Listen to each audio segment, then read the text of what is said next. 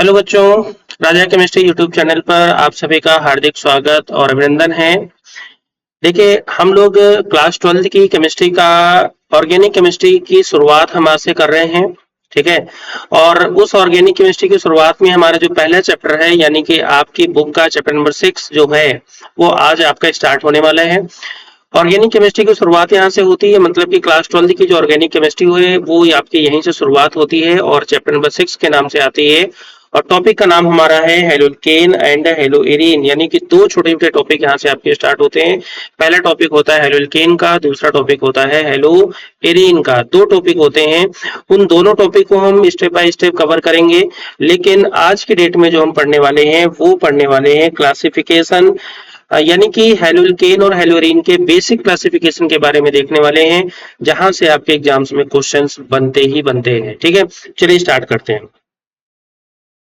तो एक बात आप सभी लोग ध्यान से समझिएगा कि यहाँ पर जो भी नोट्स आपके बने हैं, पहली बात तो ये बाइलिंगुअल बने हैं। बाइलिंगुअल का मतलब कंटेंट आपका इंग्लिश में भी मिलेगा, ठीक है, कंटेंट आपका हिंदी में मिलेगा और आपका इंग्लिश, दोनों ही भाषाओं में आपको कंटेंट मिलेगा। आप क्लास को देखते समय स्क्रीन पर पूरा का पूरा फोकस करें, ठीक है। जो यहाँ पर हम लिख रहे हैं, जो चीजों आपको समझाने की कोशिश करें, बहुत ध्यान से समझें। यहाँ से क्वेश्चंस जरूर आते हैं तो आपको थोड़ा सा ध्यान से इन चीजों को पढ़ना है, ठीक है। दूसरी बात ये है कि जो हमने कंटेंट यहाँ पे जो नोट्स बनाए हैं ये एनसीईआरटी से हैं, कुछ चीजें अलग से भी हैं, तो आप साथ में एनसीईआरटी के बुक लेके बैठे, जो कि आपके लिए थोड़ा सा बेनिफिशियल रहेगा। अंडरलाइन करते चले साथ साथ में, ठीक है। देखो, पहली बात तो आपको यहाँ पर ये समझना होगा कि आखिर हेलोकेन जो हमारा टॉपिक है और हेलोएरीन जो हमारे टॉपिक है ये क्या होते हैं, यानी हेलोकेन क्या होता है, हेलोएरीन होता क्या है। तो पहले इसको समझ लेते हैं और फिर हम आगे की कहानी को स्टार्ट करते हैं, ठीक है। देखो, टॉपिक यहाँ पे लिखा हुआ है आपका हेलो एल्केन, जरा ध्यान से समझिएगा। हेलो एल्केन देखो दो चीजों से मिलकर के बना है, एक आपका लिखा हुआ है हेलो और एक आपका लिखा हुआ है एल्केन। और हेलो का मतलब होता है हेलोजन, हिंदी वाले इंग्लिश वाले सेम मामला है, कोई चेंज नहीं है। हेलो का मतलब होता है हेलोजन, ठीक है। और हेलोजन को हम एक बड़े अक्षर में एक्स से लिखते हैं, कैपिटल लेटर में एक्स से लिखते हैं हेलोजन को, ठीक है। और हेलोजन आपकी पीरियोडिक टेबल में ग्रुप नंबर 17 में आता है।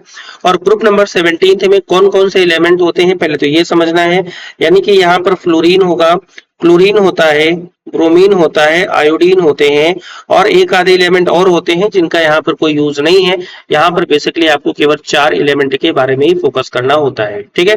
यानी कि हमारे पास, यानी कि जो हम टॉपिक पढ़ेंगे उस टॉपिक में फ्लोरीन से रिलेटेड कुछ ना कुछ कंपाउंड होंगे, उस टॉपिक में क्लोरीन से रिलेटेड कुछ ना कुछ कंपाउंड होंगे, ब्रोमीन वाले भी होंगे और आयोडीन वाले कंपाउंड, ये सारे के सारे हेलोजन बेसिस के कंपाउंड यहाँ पर आपको इस चैप्टर में देखने को मिलेगा, ठीक है। अब देखो एक चीज यहाँ पर आती है एल्केन। एल्केन क्या होता है, आपने क्लास 11th में आप पढ़ के आ रहे हो। एल्केन का मतलब होता है जितने भी RH टाइप के कंपाउंड होते हैं वो सभी कंपाउंड आपके एल्केन होते हैं, समझ में आ रही बात ना। और यहाँ पर जो R आपका है वो R आपका होता है एल्काइल ग्रुप होता है। कौन सा ग्रुप होता है, एल्काइल ग्रुप, यानी एल्किल समूह होता है, क्लियर है।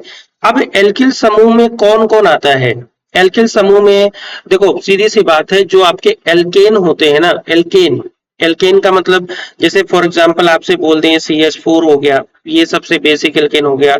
एक कार्बन और बढ़ाएं तो C2H6 हो गया, एक एल्केन और हो गया। एक कार्बन और बढ़ाएं C3H8 हो गया, ये एक एल्केन हो गया। तो इन सभी एल्केन में क्या करना है, इन सभी एल्केन में एक एक हाइड्रोजन को हटा देना है, उसको बोलते हैं एल्किल ग्रुप, ठीक है। कहने का मतलब अगर आपको पहला एल्किल ग्रुप बनेगा तो CH3 बनेगा, मतलब CH4 में एक हाइड्रोजन को रिलीव, मतलब को आपको रिलीज कर दो, एक CH3 बनेगा। C2H6 में एक हाइड्रोजन को हटा दो तो बनेगा C2H5 बनेगा। सेम C3H8 में एक हाइड्रोजन को हटा दो तो आपका बनेगा C3H7 बनेगा। तो ये सभी आपके एल्काइल ग्रुप हैं और एल्काइल ग्रुप को हम जनरली शॉर्ट फॉर्म में लिखते हैं कैपिटल लेटर में R से। किसे लिखते हैं, R से। तो R हमारा एल्काइल ग्रुप हो गया। और आपने देखो H हटाने के बाद एल्किल ग्रुप बनाया था, मतलब एल्केन से हाइड्रोजन हटाने के बाद एल्किल बनाया था। तो अगर हम एल्किल ग्रुप के साथ हाइड्रोजन लगा दें तो इसको हम बोल सकते हैं एल्केन, क्या बोल सकते हैं, एल्केन। और बेटा ये सब आप क्लास 11th में पढ़ के आए हो, तो ये बहुत ज्यादा डिटेल में यहाँ पर समझने वाली कोई बात ही नहीं है। आप बेसिक सा 11th में आप जीओसी वगैरह जब पढ़ी थी तो वहां पर आप ये सब चीजें पढ़ के आए हो, और थोड़ा बहुत आप क्लास 10th में भी पढ़ के आओ, तो ये कोई कॉमन सी बात है, इसमें कोई बहुत ज्यादा समझने वाली बात नहीं है। ठीक है, तो आपने यहाँ पर ये देख लिया कि एल्केन हमारा होता है आरएच, पहले तो ये देखा। दूसरा हमारा होता है हैलोजन, यानी कि हैलोजन होता है एक्स ग्रुप, और इसके अंदर आते हैं फ्लोरीन, क्लोरीन, ब्रोमीन और आयोडीन। इतनी बात आपने समझ ली। अब हम इस पॉइंट को जो यहाँ पे लिखा है, इस पॉइंट को यहाँ से इरेज करते हैं और मेन पॉइंट यहाँ पर आपको समझाने की कोशिश करते हैं, जो हमारा टॉपिक बोलता है। क्या बोलता है, देखो देखो हेलोल्केन का मतलब, टॉपिक क्या कहता है, हेलोल्केन का मतलब ये होता है कि जो आपका एल्केन है, उस एल्केन से एक हाइड्रोजन को रिमूव कर दीजिए और उस हाइड्रोजन की जगह पर एक हैलोजन से उसको रिप्लेस कर दीजिए, तो इसका मतलब बनेगा आर एक्स, और इसी आर एक्स को हम बोलते हैं हेलो एल्केन। क्या आप समझ में आ रहे हैं बेटा, इसी आर एक्स को क्या बोलते हैं बेटा, हम हेलो एल्केन बोलते हैं। समझ में आ रही बात ना। और ये जो आर एच होता है ये हमारा एल्केन होता है। क्या होता है बेटा, एल्केन होता है। तो आपने देखा है एल्केन से हमने हेलो एल्केन बना दिया, सीधी सी बात, बहुत सिंपल सी बात है। अच्छा एक बात आपको और समझना है, देखो कि ये जो आर एच होता है ये एलिफेटिक होता है। क्लास 11th में आप पढ़ के आए हो कि एलिफेटिक क्या होता है, एरोमेटिक क्या होता है, ये सब बेसिक सी बातें आप क्लास 10th सॉरी 11th में पढ़ के आए हो। ठीक है, तो ये आपका एलिफेटिक है। तो कोई भी एलिफेटिक हाइड्रोकार्बन है, खासकर एल्केन की बात करें, एल्कीन भी आएगा, एल्काइन सब के सब आ सकते हैं। एलिफेटिक हाइड्रोकार्बन का कोई भी मतलब कंपाउंड हो, उनसे एक हाइड्रोजन को हटाइए और उसकी जगह पर एक हैलोजन को शिफ्ट कर दीजिए आप उसकी जगह पर, तो जो कंपाउंड आपको देखने को मिलेगा वही आपका हेलोल्केन होगा। बात क्लियर हो पा रही है। ठीक है, आइए इस चीज को हम एग्जांपल से समझने की कोशिश करते हैं। जैसे सबसे छोटा आपका एल्केन होता है CH4, होता है ना, तो CH4 को हम लिख सकते हैं CH3.H से, बॉन्ड लगा के H से लिख सकते हैं। तो ये CH4 ही तो लिखा है ना। हमने क्या किया, यहां से ये हाइड्रोजन हटा दो और इस हाइड्रोजन की जगह पर हेलोजन लगा दो, हेलोजन ऐड कर दो इसकी जगह पर, मतलब रिप्लेस कर दो, हाइड्रोजन से हेलोजन को रिप्लेस कर दो। तो सिंपल सी बात बनेगी, यहाँ पर CH3X बनेगा। और ये जो CH3X बना है ना, ये आपका बेटा हेलोल्केन ही आता है। ये क्या है आपका बेटा, ये आपका हेलोल्केन ही है। इज दैट क्लियर, ठीक है ना। अगर हम इसके एग्जाम्पल की बात करें, ध्यान से समझिएगा बेटा, अगर एग्जाम्पल की बात करें तो जैसे CH3 लिखा है, CH3X की जगह पर क्या लिख सकते हैं, FB लिख सकते हैं, या फिर आपसे बोल दें CH3 की जगह पर क्या लिख सकते हैं, Br भी लिख सकते हैं, या आपसे बोल दें CH3 की जगह पे क्या लिख सकते हैं, I भी लिख सकते हैं। तो कहने का मतलब ये हुआ कि ये तो CH3 वाले हेलोल्केन हो गए, और इसमें ये भी तो हो सकता है ना, कार्बन की संख्या बढ़ा दो, जैसे आपसे बोल दें C2H5F हो गया, सिंपल सी बात, ये भी हेलोल्केन हो गया। या आपसे बोल दें C3H7Cl, ये भी आपका हेलोल्केन हो गया। या आपसे बोल दें C2H5Br, ये भी आपका हेलोल्केन हो गया। कहने का मतलब ये होता है कोई भी एलिफेटिक हाइड्रोकार्बन है, उस हाइड्रोकार्बन से एक हाइड्रोजन को रिप्लेस कर दीजिए, किसे, हेलोजन से रिप्लेस कर दीजिए, तो वो आपके एल्किल हैलाइड या हेलोल्केन बनते हैं। ध्यान समझिएगा, एलिफेटिक जो हाइड्रोकार्बन होना चाहिए वो एल्केन वाला होना चाहिए। ठीक है, एल्केन होगा तो हेलोल्केन बनेगा। ठीक है, अगर एल्कीन हाइड्रोकार्बन लेंगे तो हेलो एल्कीन बनेगा। तो हेलोल्कीन वगैरह का कोई बहुत बड़ा रूल नहीं है, आप भी बाद में जब क्लासिफिकेशन पढ़ेंगे तो एक दो क्वेश्चन आएंगे तो वो हम आपको बताएंगे। ठीक है, अब देखो, अब हमारे पास एक पॉइंट और आता है, देखो यहाँ पर अपने आप को हाइड करते हैं और आप यहाँ पे समझिएगा क्या करते हैं। देखो अब हमारे पास, अगर हमें हेलो एरीन को समझना है, ध्यान से समझिएगा बेटा, अगर हमें हेलो एरीन को समझना है तो हेलो एरीन के लिए सबसे पहले हमें कोई ना कोई एरोमेटिक कंपाउंड लेना पड़ेगा। तो आपको एक बात पता है कि सबसे सिंपल हमारे पास जो एरोमेटिक कंपाउंड होता है वो हमारा होता है बेंजीन। और आपको ये भी पता है कि बेंजीन में हर जो मोड़ है यहाँ पर, वहां पर एक एक हाइड्रोजन होता है। अब सेम प्रोसीजर यहाँ भी करनी है, एक हाइड्रोजन को हटा दीजिए, उसकी जगह पर कोई भी हाइड्रोजन आप लगा दीजिए।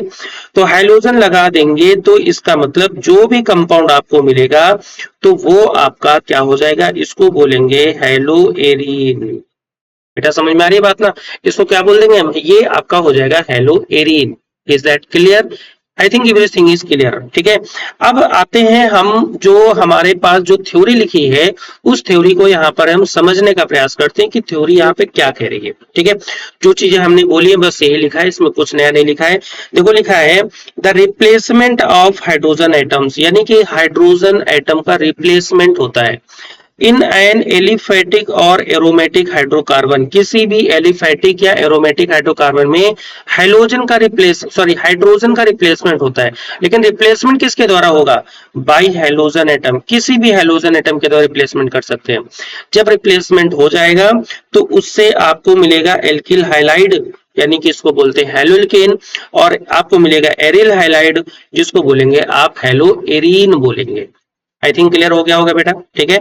तो एक बार देखो, हम आपको फिर से यहाँ पर एक बात बता रहे हैं, इसको देखो समझिएगा कि अगर हम कोई भी एलिफेटिक हाइड्रोकार्बन से हाइड्रोजन को हैलोजन से रिप्लेस करते हैं तो आपको मिलता है हैलोल्केन, और अगर सेम कंडीशन पर कोई भी एरोमेटिक हाइड्रोकार्बन से, यहाँ पर एस तो होता ही अंडरस्टूड होता है, वहां से हाइड्रोजन को रिप्लेस करते हैं हैलोजन से, तो जो कंपाउंड आपको मिलते हैं वो आपके होते हैं हैलो एरीन। समझ में आ रही बात बेटा? तो ये जो कंपाउंड है ये आपका है हैलो एल्केन बेटा। क्या है? हैलो एल्केन, और इसको बोलते हैं आप हैलो एरीन, ठीक है ना। इतने पॉइंट क्लियर हो गया, बस इतना समझ लीजिए कि बेंजीन रिंग के ऊपर हैलोजन लगा है, हैलो एरीन होगा। नॉर्मल कार्बन चेन के साथ अगर आपका हैलोजन लगा है तो वो हैलो एल्केन होगा। आपको ये भी बेसिक सी बातें हमने बताई है। अभी जब टॉपिक पढ़ते चलेंगे तो बहुत सारी ऐसी ऐसी छोटी छोटी सी बातें आपकी रिपीट होंगी, ठीक है। अब आते हैं हम अपने अगले पॉइंट पर, जरा ध्यान से समझिएगा। हैलोल्केन में एक पॉइंट बहुत कॉमन सा होता है, क्या होता है कि हैलोल्केन में जो कार्बन एटम होता है, हैलोल्केन की बात कर रहे हैं हम, और कोई कंपाउंड नहीं समझ रहे हैं, केवल हैलोल्केन की बात कर रहे हैं। देखो हैलोल्केन में जो कार्बन एटम होता है, हैलोल्केन में जो कार्बन एटम होता है यानी एल्किल समूह जो होता है वो sp3 हाइब्रिडाइज्ड होता है, यानी कि उसमें संकरण कौन सा होता है? पता है कौन सा संकरण? sp3 हाइब्रिडाइजेशन होता है। और जबकि जो हैलो एरीन वाला होता है हैलोजन एटम, उसमें sp2 हाइब्रिडाइजेशन होता है। इंग्लिश की बात करें, हैलो एल्केन में sp3 hybridization and hello arene में sp2 hybridised carbon atom available होता है। कैसे समझेंगे, आइए इस चीज को समझते हैं। देखो देखो जैसे मान लेते हैं कि हमारे पास एक कंपाउंड लिखा है CH3Cl लिखा हुआ है, तो अगर इसको थोड़ा सा अगर ओपन करेंगे तो कार्बन के साथ एक हाइड्रोजन एक हाइड्रोजन एक हाइड्रोजन और इधर लगा है Cl। तो अगर आप यहाँ पे देखेंगे हाइब्रिडाइजेशन ऑर्गेनिक केमिस्ट्री में जब आप क्लास 10th में पढ़ के 11th में पढ़ के आए हैं तो वहां पे आपने एक बात पढ़ी है, कार्बन के केस में पढ़ी है, जितने सिग्मा बॉन्ड होते हैं, यानी कि पहले आपको सिग्मा बॉन्ड कैलकुलेट करना है। आप देखेंगे यहाँ पर 1 sigma 2 sigma 3 sigma 4, total 4 sigma bond बन रहे हैं। और 4 सिग्मा बॉन्ड का मतलब होता है sp3। कैसे पता चला? देखो एक 3 p वाले हैं और एक s वाला है, 3 और 1 मिला के हो गए 4 बॉन्ड। तो ये देखो 4 बॉन्ड लगे हैं तो sp3 हाइब्रिडाइजेशन होगा। वैसे ही क्या होगा, अगर आपके पास यहाँ पर 3 सिग्मा बॉन्ड आ रहे हैं तो sp2 हाइब्रिडाइजेशन होगा। वैसे ही अगर हमारे पास केवल 2 सिग्मा बॉन्ड आ रहे हैं तो वहां पर sp हाइब्रिडाइजेशन होगा। Is it clear? ठीक है, तो कहने का मतलब आपको केवल सिग्मा बॉन्ड काउंट करने हैं, ठीक है। एक हमने आपको एग्जांपल देके बताया, कौन सा? CH3Cl। और भी अगर हम बात करते हैं, जैसे कि एग्जांपल और ले लेते हैं, जैसे हमने बोल दिया C2H5Cl ले लिया हमने, ये भी एग्जांपल है, एल्केन ही है। तो इसको अगर ओपन करेंगे तो देखो कार्बन कार्बन हो गया, हाइड्रोजन जब सब जगह जरा शिफ्ट कर दो ये। और बेटा ये सारी बातें जो शिफ्टिंग वाली कहानी है ना, ये आप 9th 10th में 10th 11th में आप सीख के आए हो, ये कोई बहुत बड़ा लॉजिक वाली बात नहीं है, ठीक है। देखो सिग्मा बॉन्ड काउंट करो, हर कार्बन पे सिग्मा। देखो इस कार्बन पर 1 2 3 4 कितने सिग्मा है? 4 सिग्मा है। इसका मतलब यहाँ पर जो हाइब्रिडाइजेशन होगा वो होगा sp3। कौन होगा? sp3। इस कार्बन की बात करें तो 1 2 3 और ये 4 सिग्मा, तो यहाँ पर भी हाइब्रिडाइजेशन होगा sp3। कहने का मतलब ये हुआ कि जो हैलोल्केन में जो कार्बन एटम होता है वो sp3 हाइब्रिडाइज्ड होता है, हैलोल्केन की बात कर रहे हैं। और सेम प्रोसीजर पर अगर हम हैलोएरीन की बात करेंगे ठीक है, देखो ये बेंजीन रिंग हो गया। आपको पता है यहाँ पर डबल बॉन्ड अवेलेबल होता है और डबल बॉन्ड में एक सिग्मा और एक पाई होता ही नहीं होता है। और सब जगह कौन होता है, सब जगह पर कोई ना कोई बॉन्ड, एक हाइड्रोजन या हेलोजन होगा।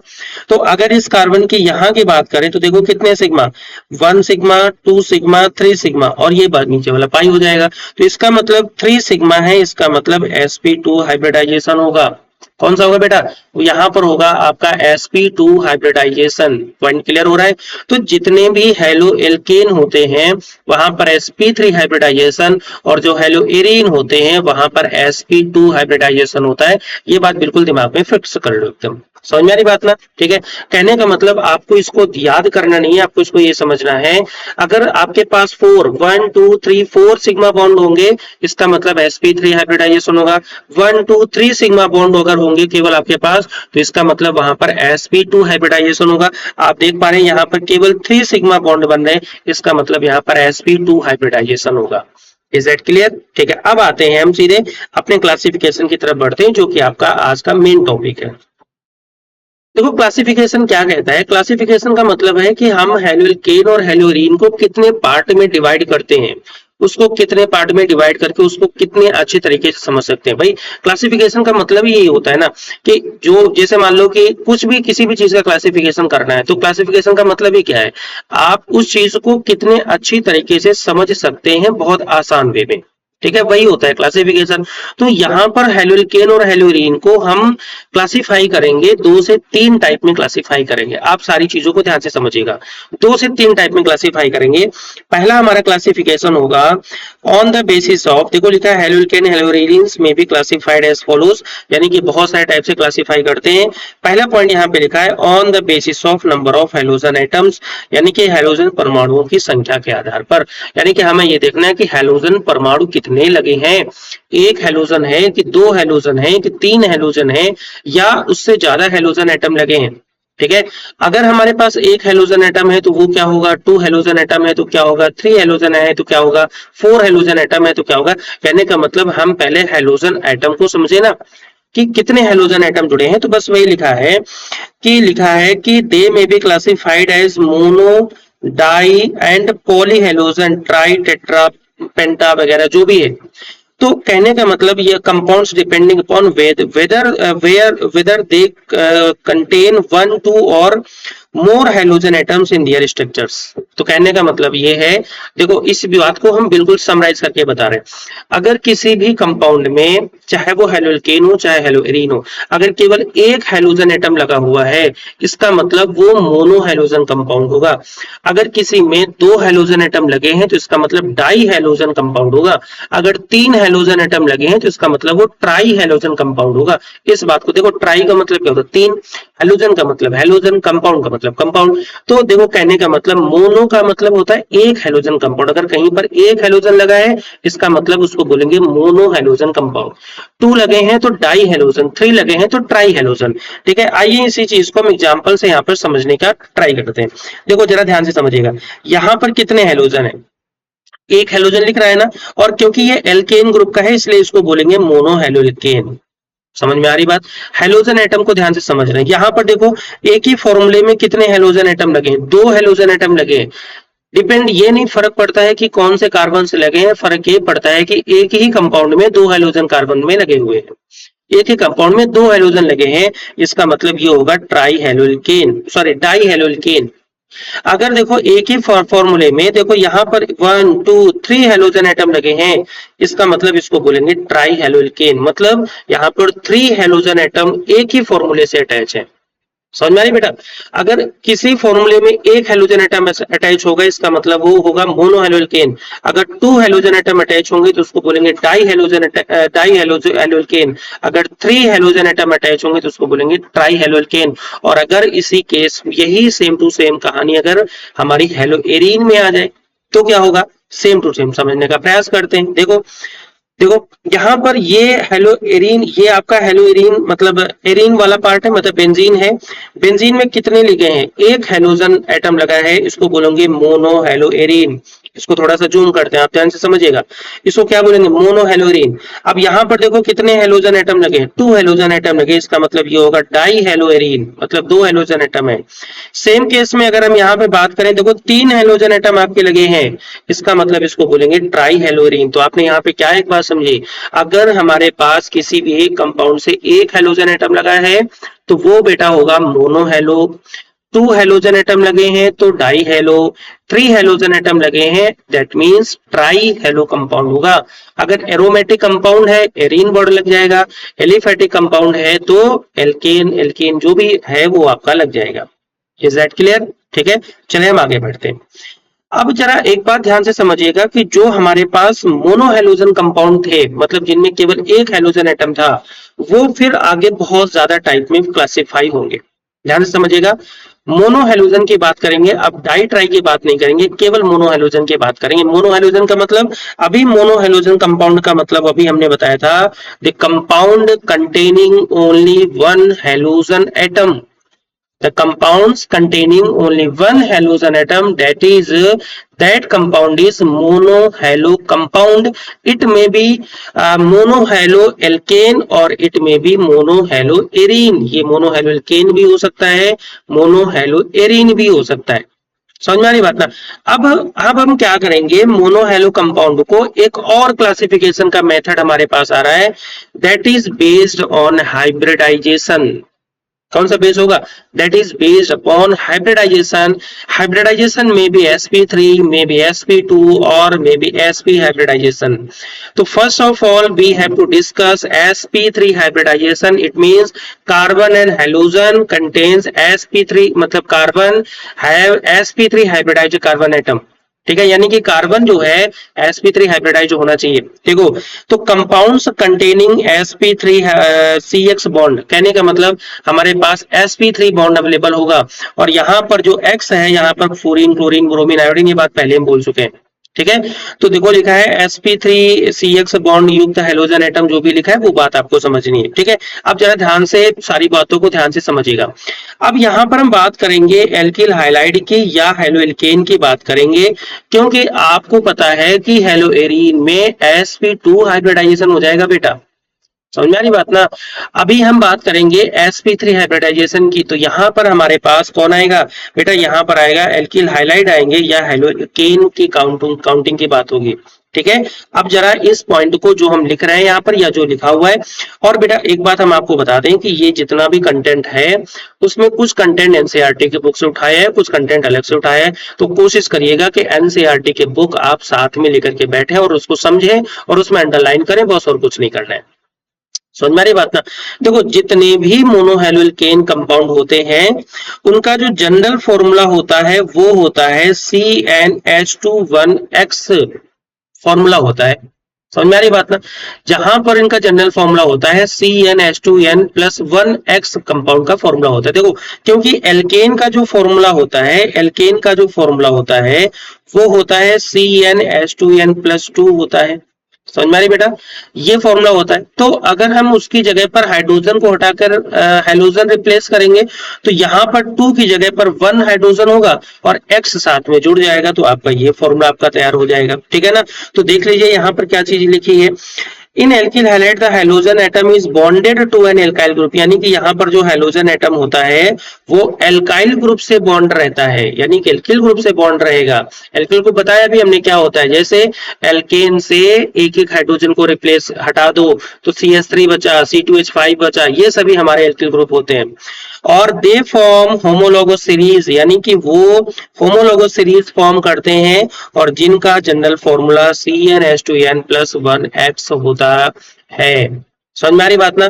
तो देखो लिखा है हिंदी में भी, देखो हिंदी में क्या लिखा है कि एल्किल हाइलाइडों में हेलोजन परमाणु एल्किल समूह से जुड़ा होता है और ये सजातीय श्रेणी बनाते हैं जिसका जनरल फॉर्मूला CnH2n+1x होता है। अगर आपसे क्वेश्चन पूछ लिया जाए कि एल्किल हाइलाइड का जनरल फॉर्मूला क्या होता है, आपसे पूछ लिया जाए एल्किल हाइलाइड का जनरल फॉर्मूला क्या होता है, तो आप क्या आंसर दोगे?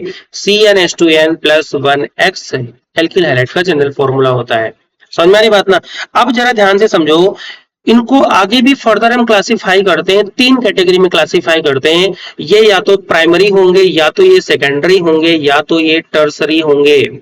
समझिएगा, या तो ये प्राइमरी होंगे, या तो सेकेंडरी होंगे, या फिर क्या होंगे, टर्सरी होंगे। अच्छा एक काम करते हैं, अभी इन सारी चीजों को आप एक लाइन से समझते चलेगा, उसके बाद भी हम जैसे ही ये टॉपिक ओवर होने वाला होगा आपको जो है एक हम फ्लो चार्ट बना के दे देंगे, जिससे आपको समझना आसान हो जाएगा। ठीक है, देखो इनको आगे क्या किया गया है, यहाँ पे ये कहा गया है they are further classified as primary, secondary and tertiary according to the nature of the carbon.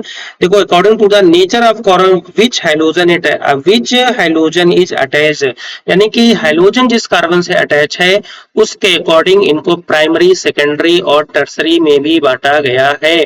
कैसे प्राइमरी, सेकेंडरी, टर्सरी में बांटा गया है, आइए इस चीज को हम आपको एग्जांपल से समझाने का प्रयास करते हैं। प्राइमरी का मतलब क्या होता है, देखो जरा ध्यान से समझिएगा, हैलोजन एटम है, यहाँ पे भी हैलोजन है, यहाँ पे भी, तीनों जगह हैलोजन है। आप एक बात ध्यान से समझिएगा, ये जो हैलोजन था इधर वाला, इस हैलोजन में जो कार्बन है वो केवल एक एल्किल ग्रुप से जुड़ा है, तो इसका मतलब ये हो गया प्राइमरी। जिस कार्बन से हैलोजन जुड़ा है वो कार्बन दो एल्किल ग्रुप से जुड़ा है, इसका मतलब हो गया सेकेंडरी। हैलोजन जो है वो जिस कार्बन से जुड़ा है वो 3 अलग अलग कार्बन से जुड़ा है, इसका मतलब हो गया टर्सरी। तो कहने का मतलब हो गया कि हैलोजन जिस कार्बन से अटैच होता है वो कार्बन अगर सिर्फ एक कार्बन से अटैच है तो इसका मतलब प्राइमरी, अगर 2 कार्बन से अटैच है तो सेकेंडरी, और अगर 3 कार्बन से अटैच है तो वो टर्सरी कार्बन एटम काउंट किया जाता है। ये बात आप क्लास 11th में पढ़ के आए हो, पढ़ के आए हो ना। तो ये आप ये बताओ ये कितने और पार्ट में क्लासिफाई हो गया, 3 पार्ट में, कौन सा, प्राइमरी, सेकेंडरी और टर्सरी। और एक बात ध्यान से समझिएगा, आप एक बात ये बताइए, सम इसमें कितने हेलोजन हैं, इस फॉर्मूले में एक हेलोजन है, इसका मतलब ये भी मोनो हेलो है। इसमें भी एक हेलोजन है, इसका मतलब ये भी मोनो हेलो एल्केन है। इसमें भी एक हेलोजन, इसका मतलब ये भी मोनो हेलो एल्केन है। कहने का मतलब ये सारे के सारे मोनो हेलो एल्केन वाले ही कंपाउंड हैं। समझ में आ रही बात ना। चलो पहला तो क्लासिफिकेशन हो गया हमारा कौन सा, डिग्री के बेसिस पर। कौन सा क्लासिफिकेशन हो गया, डिग्री के बेसिस पर क्लासिफिकेशन हो गया, वो बात आपको ध्यान से समझनी है। समझ गए यहाँ पर सब लोग, ठीक है। अब आते हैं अगला हमारा कौन सा, अगला हमारा पास आता है एलाइलिक हैलाइड, जिसको हम हिंदी में भी एलाइलिक हैलाइड बोलते हैं। अब एलाइलिक हैलाइड बेटा क्या होता है, जरा ध्यान से समझिएगा। बेटा एलाइलिक हैलाइड क्या होता है, आप लोग ध्यान से समझो। देखो एलाइलिक हैलाइड बोले या फिर जब जो ऊपर पढ़ के आए हो, या फिर अभी आगे देखो एक टर्म और है बेंजाइलिक हैलाइड बोले, इन तीनों में हाइब्रिडाइजेशन कौन सा होगा, sp3 हाइब्रिडाइजेशन होगा। बेटा इतना ध्यान से समझिएगा, कौन सा हाइब्रिडाइजेशन, sp3 हाइब्रिडाइजेशन होगा। यहाँ पर कैसे होगा, आइए इस चीज को आपको एग्जाम्पल से समझते हैं, क्या लिखा है यहाँ पर और क्या एग्जाम्पल कह रहा है वो ध्यान से समझ। देखो हेलोजन जहां पे लगा है और यहाँ पे भी देखो हेलोजन लगा है, लगाए यहाँ पर। और आप एक बात ध्यान से समझिएगा, ये हेलोजन में अगर इसको थोड़ा सा अगर ओपन करते हैं, इसको थोड़ा सा हम ओपन करते हैं, देखो यहाँ पर क्या लगा है, कार्बन, ये कार्बन है, और इसके साथ में हाइड्रोजन, और इधर भी हाइड्रोजन, हाइड्रोजन लग गया, और इसके साथ में एक क्या लगा है, हेलोजन लगा है, और फिर यहाँ पर एक सिंगल बॉन्ड, देखो ये सिंगल बॉन्ड गए हैं, फिर कार्बन है, फिर उसके बाद डबल बॉन्ड है, फिर कार्बन है। क्या आपको मेरी बात समझ में आ रही ना, क्या इसमें लिखा है, इसमें जो लिखा है हमने आपको वो बात आपको बताई है। कहने का मतलब ये हो गया कि यहाँ पर जो कार्बन है उसमें sp3 हाइब्रिडाइजेशन है, और उसके जस्ट पीछे वाले कार्बन पर sp2 हाइब्रिडाइजेशन है कि नहीं। तो कहने का मतलब कार्बन, हाइड्रोजन जो है वो जिस कार्बन से जुड़ा है उस कार्बन पर sp3 हाइब्रिडाइजेशन है, और ये वाला जो कार्बन है कौन सा, ये वाला जो कार्बन है आपका, एक मिनट क्या हो रहा है, ये वाला जो कार्बन है वो कार्बन कार्बन डबल बॉन्ड से जुड़ा हुआ है। इसका मतलब इसको बोलेंगे एलाइलिक हैलाइड। क्या बोलेंगे इसको, एलाइलिक हैलाइड बोलेंगे। बेटा इस बात को ध्यान से समझिएगा, एक बार देखो फिर से बता रहे हैं, एक बार फिर से बता रहे हैं, पॉइंट को ध्यान से नोटिस करिएगा, इस पॉइंट को समझिएगा, क्योंकि इसके बेसिस पर क्वेश्चन हम अगले क्लास में लेके आएंगे, वहां से आपको पढ़ना पड़ेगा। देखो क्या बताया हमने, हमने ये बताया कि कार्बन कार्बन के बीच में डबल बॉन्ड लगा है, उससे एक कार्बन और जुड़ा है, और उस कार्बन से हेलोजन जुड़ा है। कहने का मतलब ये हुआ कि ये वाला जो कार्बन है वो sp3 हाइब्रिडाइज्ड है, और ऐसी कंडीशन वाले कंपाउंड को, यानी कि इस कंडीशन वाले जो कंपाउंड होते हैं उनको बोलते हैं एलाइलिक हैलाइड। और जिस कार्बन से हैलोजन जुड़ा है, यानी कि यहाँ पर ये वाला कार्बन से हैलोजन जुड़ा है ना, ये वाले कार्बन से, इसका मतलब इसको बोलते हैं एलाइलिक, एलाइलिक कार्बन। क्या बोलेंगे बेटा? इसको बोलेंगे allylic carbon. That is clear? Point clear हो गया होगा। सेम टू सेम कहानी देखो, इस पॉइंट को भी ध्यान से समझिएगा। देखो हमारे पास ये बेंजीन रिंग है, देखो बेंजीन रिंग यहाँ पर है, ये बेंजीन रिंग पूरी बनी हुई है। इस बेंजीन रिंग से देखो एक हैलोजन जुड़ा है, और आप देख पा रहे होंगे कि यहाँ पर सारे के सारे सिंगल बॉन्ड हैं। कौन से हैं? यहाँ पर सारे के सारे कौन से बॉन्ड हैं? सारे के सारे सिंगल बॉन्ड हैं। इसका मतलब ये हुआ कि यहाँ पर जो हाइब्रिडाइजेशन हो गया वो कौन सा हो गया? sp3। और उस कार्बन के पीछे वाले कार्बन पे के बीच में बॉन्ड कौन सा है? डबल बॉन्ड लगा है। इसका मतलब ये जो कार्बन कंपाउंड हो गया इसको भी बोलेंगे एलाइलिक हैलाइड। और जो कार्बन आपका sp3 हाइब्रिडाइज्ड होता है उसको बोलते हैं एलाइलिक कार्बन। पॉइंट क्लियर हो गया? ये वाली जो कहानी आपकी यहाँ पर थी, ये वाली एलिफेटिक में थी, और ये वाली जो है आपकी यहाँ पर देखो डबल बॉन्ड लगा है, और यहाँ पर ये रिंग के फॉर्म में। बस इतना आपको ध्यान से समझना है, ठीक है? आई थिंक इतना क्लियर हो गया होगा। Aliphatic, sorry allylic halide, allylic बोलेंगे तो इसका मतलब ये हुआ कि कार्बन कार्बन डबल बॉन्ड लगा होगा, और डबल बॉन्ड के बाद एक कार्बन और होगा, और उस कार्बन से हैलोजन जुड़ा होगा, और जिस कार्बन से हैलोजन जुड़ा होगा उसमें sp3 हाइब्रिडाइजेशन होगा, और उसके जस्ट पीछे वाले कार्बन पर डबल बॉन्ड होगा, मतलब sp2 हाइब्रिडाइजेशन होगा। ऐसे कंपाउंड को हम एलाइलिक हैलाइड बोलते हैं। और जिस कार्बन पर sp3 हाइब्रिडाइजेशन होता है उस कार्बन को हम बोलते हैं क्या? उस कार्बन को हम बोलते हैं एलाइलिक कार्बन। एलाइलिक कार्बन इसको बोलते हैं। पॉइंट क्लियर हो गया ना? और यही बात इस थ्योरी में लिखी हुई है, तो एक बार देखो देख लेते हैं। These are the compound in which the hydrogen atom is bonded to an sp3 hybridised carbon atom adjacent to the carbon carbon double bond, यानी C डबल बॉन्ड C। मतलब कार्बन कार्बन डबल बॉन्ड होगा, उसके बगल में carbon और होगा, उससे halogen जुड़ेगा। वे यौगिक होते हैं जिनमें हैलोजन परमाणु कार्बन कार्बन द्विबंध के समीपवर्ती sp3 कार्बन परमाणु से अब जुड़ा रहता है, अर्थात एलिलिक कार्बन से जुड़ा रहता है। तो आई थिंक इतने क्लियर होगा, इसको काफी डिटेल में हम लोग डिस्कस कर चुके हैं। चलो अगली कहानी आती है हमारे पास बेंजाइलिक हैलाइड। अब देखो बेंजाइलिक हैलाइड में एक बात आपको ध्यान से समझनी होगी। बेंजाइलिक हैलाइड में जो कंपाउंड होगा वो एरोमेटिक टाइप का कंपाउंड होगा। देखो ये एरोमेटिक कंपाउंड है, ये भी आपका एरोमेटिक कंपाउंड है, बेंजीन रिंग बनी है तो एरोमेटिक है। अब आपको लेकिन एक बात यहाँ पे ध्यान से समझनी है, बेंजीन के बगल में कार्बन लगा है और उस कार्बन से हैलोजन जुड़ा है, डायरेक्ट बेंजीन से हैलोजन नहीं जुड़ा है। देखो बेंजीन के बगल में कार्बन है, कार्बन से हैलोजन जुड़ा है, डायरेक्ट बेंजीन से नहीं जुड़ा है। इसका मतलब ये हुआ कि इस कार्बन पर कौन सा हाइब्रिडाइजेशन होगा? sp3। और इस कार्बन पर भी कौन सा हाइब्रिडाइजेशन होगा? sp3 हाइब्रिडाइजेशन होगा। पॉइंट क्लियर हो पा रही ना? यानी कि यहां पर अभी तक देखो, यहां पर कार्बन कार्बन डबल बॉन्ड के बाद कार्बन से जुड़ा होता था, और यहां पर बेंजीन रिंग के बाद कार्बन से हैलोजन जुड़ा होता है। बस वही बात आपको ध्यान से समझनी है।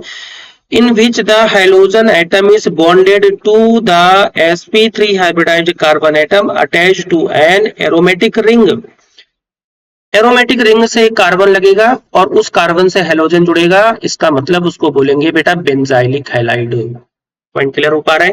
क्लियर हो गया है? तो यानी कि हैलोजन परमाणु एरोमेटिक वलय से जुड़े sp3 संकरित कार्बन परमाणु से जुड़ता है, इसको बोलते हैं आपको बेंजाइलिक हैलाइड। क्लियर हो गया? अब एक बात को और यहाँ पे ध्यान से समझिएगा। देखो इस पॉइंट को थोड़ा सा समझिए, यहाँ पर अपने को हाईलाइट कर रहे हाइड कर रहे हैं इसको। देखो देखो यहाँ पर ये क्या बोला गया है, यहाँ पर ये बोला गया है, देखो इस पॉइंट पर समझो जरा, इस पॉइंट पर हमारे पास डिग्री कौन सी है? 1 डिग्री है, ठीक है? डिग्री कौन सी? 1 डिग्री। लेकिन यहाँ पर डिग्री कौन सी है? देखो यहाँ पर जो R डैश है इसको मान लेते हैं CH3, R डबल डैश है इसको मान लेते हैं कि यहाँ पर हाइड्रोजन, मतलब ये 2 डिग्री वाला है। कौन सा डिग्री वाला है? 2 डिग्री वाला है। और अगर दोनों के दोनों यहाँ पर अगर CH3 हो गए, इसका मतलब 3 डिग्री हो जाएगा, ठीक है? यानी कि एक CH3 हो एक H हो तो इसका मतलब 2 डिग्री होगा, और अगर दोनों ही CH3 हो गए तो इसका मतलब ये वाला कार्बन हमारा हो जाएगा 3 डिग्री। क्लियर हो गया। और अगर ये CH3 हो गया और ये H हो गया तो ये कार्बन हमारा कौन सा हो गया, ये कार्बन हमारा हो जाएगा 2 डिग्री। बस इस पॉइंट को समझना है, यहाँ पर ये लिखा हुआ था।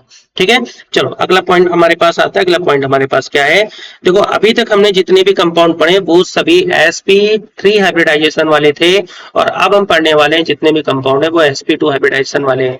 मतलब क्या हुआ, मतलब क्या हुआ, sp2 हाइब्रिडाइजेशन बेटा आ रहा है, मतलब केवल और केवल 3 सिग्मा बॉन्ड अवेलेबल होंगे, 3 सिग्मा बॉन्ड अवेलेबल होंगे, इसका मतलब sp2 हाइब्रिडाइजेशन होगा। जरा ध्यान से समझते हैं इसको, देखो ध्यान से समझिए, यहाँ पर क्या है, डबल बॉन्ड लगा है, देखो जरा, डबल बॉन्ड लगा है और उसी कार्बन से डायरेक्ट हेलोजन जुड़ा है। इसका मतलब ये हुआ कि यहाँ पर sp2 हाइब्रिडाइजेशन होगा। कौन सा होगा, sp2 हाइब्रिडाइजेशन। ठीक है, और सेम टू सेम कहानी इसको भी देखिए, यहाँ पर क्या है, डबल बॉन्ड यहाँ लगा हुआ है और उस डबल बॉन्ड से डायरेक्ट हेलोजन जुड़ा है। इसका मतलब कौन सा होगा, sp2 हाइब्रिडाइजेशन होगा।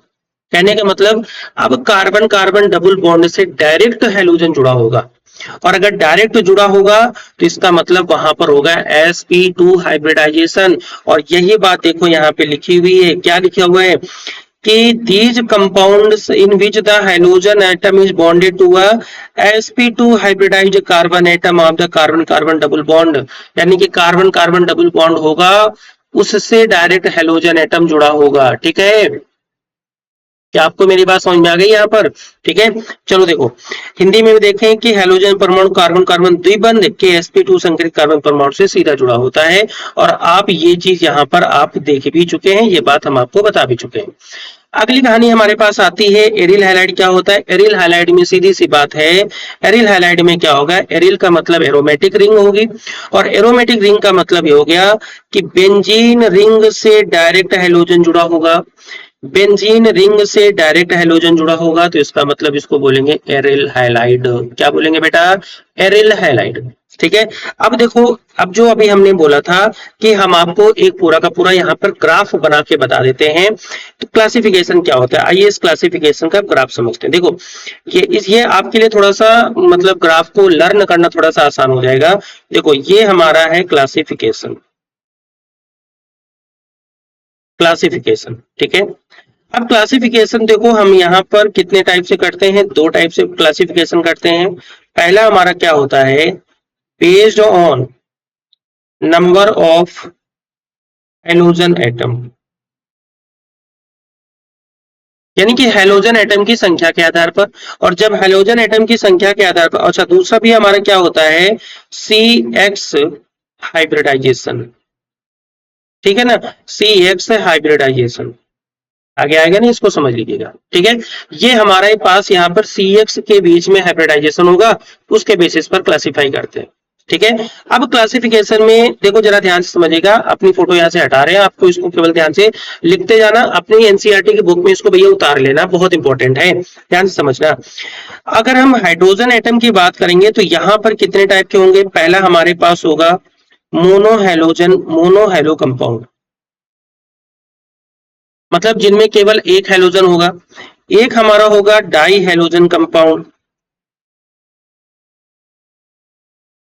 मतलब जिनमें हमारे 2 हेलोजन होंगे, और एक हमारा होगा पॉली हेलोजन कंपाउंड।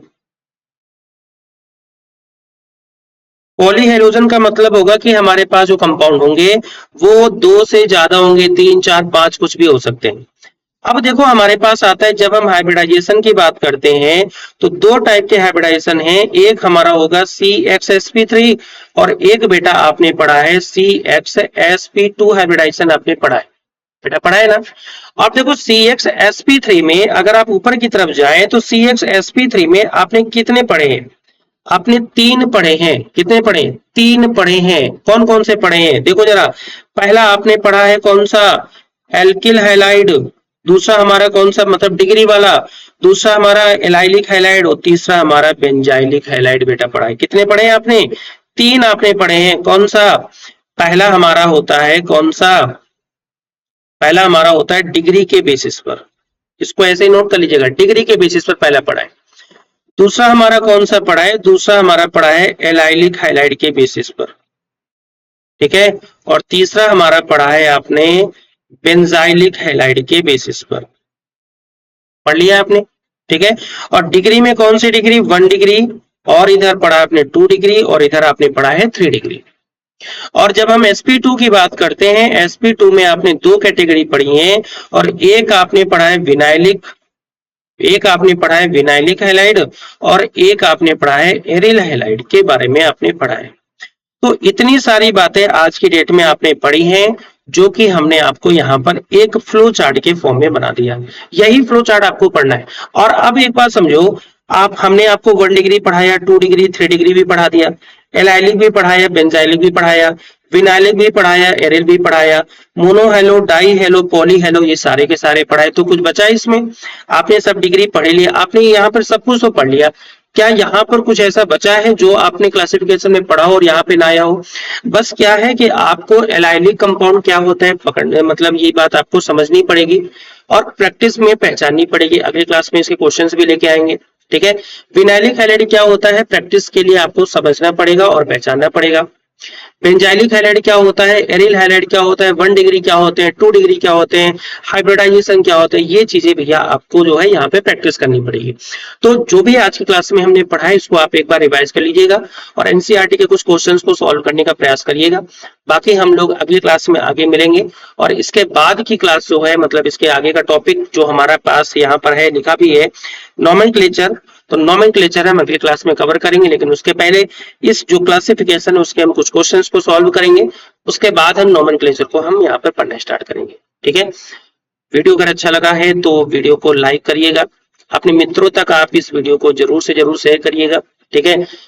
तो आप सभी लोग जो है चैनल से जुड़े, वीडियो को आपने लगातार इतनी देर तक देखा, उसके लिए आप सभी को बहुत बहुत धन्यवाद। आप सभी अपने मित्रों को भी जोड़ें, ठीक है, और ज्यादा से ज्यादा लोगों तक वीडियो को पहुंचाएं, ठीक है। तो आज के लिए इतना ही। All the best, thank you so much, good night.